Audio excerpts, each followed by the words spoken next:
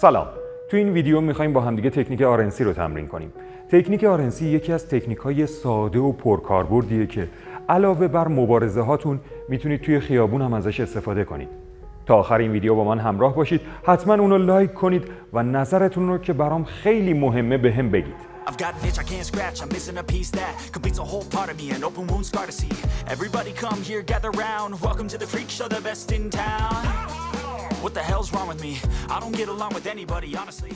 خب برای زدن تکنیک RNC از موقعیت بک کنترل اول یه بار تکنیک رو کامل براتون میزنم که ببینید اصول اولیه تکنیک چطوره. پاهامون رو دور بدن حریف حلقه میکنیم. دستم رو میارم دور گردن حریف حلقه میکنم، به این یکی دستم قفل میکنم یا میذارم پشت سر حریف یا به دست خودم قفل میکنم، هیچ فرقی نداره. اگر میخواید خیلی این کلیده سفت‌تر و محکم‌تر باشه به دست خودتون قفل کنید. قفل میکنم به دست حریف، میارم اینجا. حالا اینجا بدن خودم رو باز میکنم. خب حالا باید چی کار کنیم؟ نکات این تکنیک چیه؟ اول از همه که پاهاتون رو قفل کردید، این پاها نباید روی لگن حریف قفل شده باشه، باید روی پهلوها و دنده ی حریف باشه.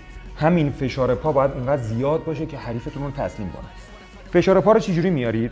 پاتون رو که اینجوری قلاب کردید، پاتون رو به سمت جلو باز کنید. فقط با استخوان‌های کنار زانوتون فشار بیارید روی دنده های حریف. دستی که قلاب شده دور گردن حریف، نکته‌ای که وجود داره این دست نباید حریفو صرفاً خفه کنه. یعنی من نباید اینجا بگیرم حریفو بخوام خفهش کنم. خفه کردن صرفاً اشتباهه. خیلی‌ها هستن میگیرن، این تکنیک هم میگیرن، نوش جونشون. اصلا مهم نیست. مهم اینه که نکته درست تکنیک رو یاد بگیرید و تکنیک رو به صورت درست بزنید. وقتی دستو دور گردن حریف حلقه کردید، این دسته فقط کیپ باشه اینجا. خب دسته کیپ باشه، لزومی نداره حریفتون رو خفه کنید. اینجا باید 3 تا حرکت رو با هم انجام بدیم. قراره با دستم سر حریف رو به سمت بالا بکشم، با پاهام بدن حریف رو به سمت پایین بدم. چه اتفاقی قراره بیفته؟ قراره ستون مهره‌های حریف که متصل به سرش از همدیگه باز باشه. این تکنیک انقدر خوبه که اگر حریف رو 3 تا 4 ثانیه تو این موقعیت قرار بدید، ممکنه حریف حتی به کما بره و بیهوش بشه. پس گردن رو قفل کردم، حالا با پاها به سمت پایین فشار میارم، با دست میکشم به سمت بالا و لگن خودم رو به سمت جلو باز میکنم. نکته‌ای که توی باز شدن لگن وجود داره، وقتی که شما حالا وقتی به پشت هستید خیلی این باز شدن لگن معنا پیدا نمیکنه. وقتی حریف رو به بغل کشیدید و توی این موقعیت قرار دارید، اینجا باز شدن لگن خیلی معنا پیدا میکنه که بدنی که اینطوریه به سمت جلو باز بشه. این باز شدن لگن فوق‌العاده فشار میاره روی بدن حریف.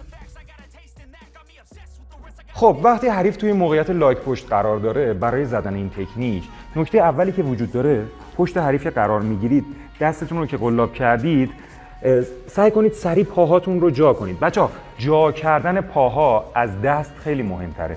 من اگر موقعیتم تغییر کنه میتونم دستم رو دوباره جابجا کنم، ولی اگر حریف بچرخه اینجا زیر من، دیگه من نمیتونم این تکنیک رو بزنم. پس سریع پاهاتون رو بیارید جلو و پاهاتون رو تو بدن حریف حلقه کنید. حالا تو این موقعیت وقتی من قرار گرفتم، حتی اگر حریف بچرخه و بخواد منو به زمین بزنه، من تکون نمیخورم از اینجا. الان مثلا به بغل اگر پرتاب کنم، من هنوز پشت حریفم. ولی اگر فقط دستام باشه، اگر این پاها رو حتی شل گرفته باشم، راحت میتونه بچرخه تو بدن. بچرخ. راحت میتونه تو بدن من بچرخه. حالا موقعیت اصلا برعکس شده، یه موقعیت به ضرر من میشه اینجا. پس نکته‌ای که وجود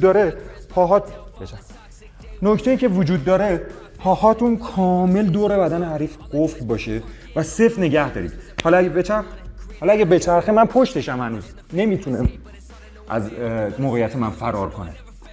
پس پاهاتون خیلی مهمه، پاهاتون حتما قفل باشه. حالا اینجا دوباره تکنیک رو بگیرید و تکنیک رو بزنید. یکی دیگه از موقعیتایی که میتونید این تکنیک رو بزنید، از روی موقعیت مونت. رو مونت حریف که هستم، یه دستو میگیرم میکشم بالا، گردن حریفم میگیرم، حریفو میارم بالا. اینجا که رسیدم، خب پامو از پشت لگنش آزاد میکنم، من میچرخم پشتش. حالا اینجا دوباره میتونم تکنیک رو بزنم. خب اگر توی این موقعیت قرار دارید و حالا به هر دلیلی نتونستید این تکنیک رو بزنید، خب دست چپمو آزاد میکنم، دست راستمو هنوز پشت گردن حریف نگه میدارم. پامو آزاد میکنم، پامو میارم بالا، میذارم دور گردن حریف. دستامو قفل میکنم به هم، پاها قفل، فشار. تکنیک پرویان نکتاییه، خیلی راحت میتونید اینجا به حریف بزنید. بازم اگر نتونستید اینجا به حریف تکنیک RNC رو بزنید، سعی کنید از دستاش بگیرید. یه دستشو بگیرید با خودتون، نگاه کنید دستم از زیر میارم، دست حریفو میگیرم. حالا پاتو بیار بالا و میره برای آرمون. خیلی راحت میتونید از یه تکنیک سویچ کنید به یه تکنیک دیگه. یه نکته خیلی ریز و مهمی که وجود داره توی RNC،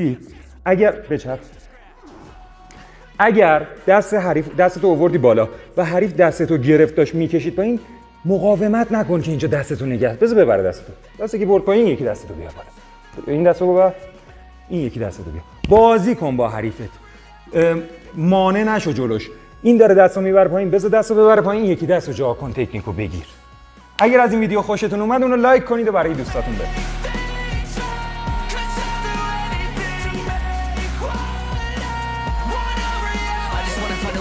Sick of the venom in my brain, running from the past when it's